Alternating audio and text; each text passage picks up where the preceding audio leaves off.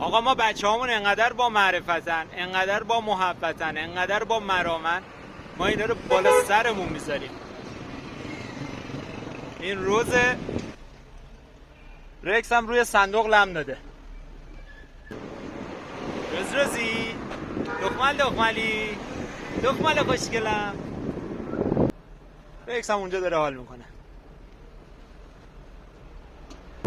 تو خیابون میگردن یه خورده هوا بخورن حال کنن.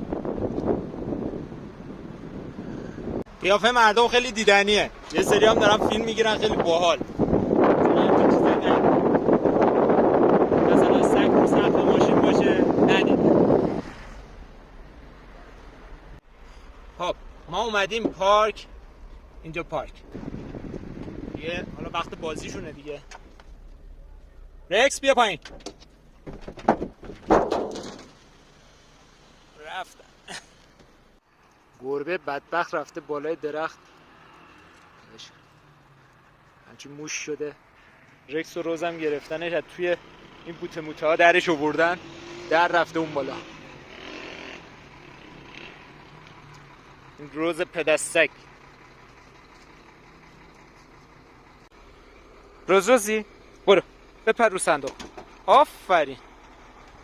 روزی دختر بیا بالا. آفرین بگی بخواب. آفرین دختر. رکس بیا بپر رو صندوق. آفرین. تو هم رفتی بالا جا میشی.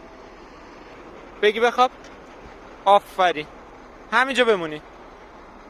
پدستگای من. سقف ماشینم قور کردین شما دوتا.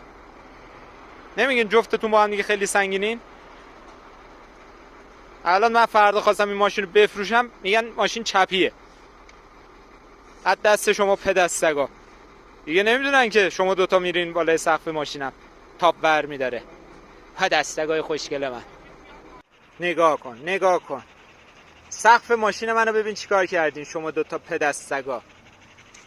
پدستگ خوشگل من. دخمل من، دخمل خوشگل من، سیوسک پدستگ من. اینم رکسی پیشل من، قند اشل من، آقا جنتلمن، سیوسک پدستگ من، متین سنگین. دخترم سلیته پاچگی پاچه پاره آتیش پاره. فقط میگه که من چیکار کنم آتیش بپا کنم.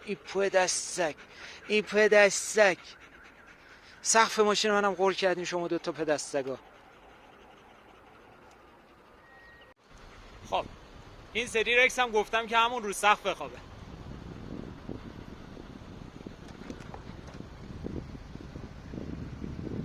روز بگی بخواب دختر. بخواب پدستگ. بخواب.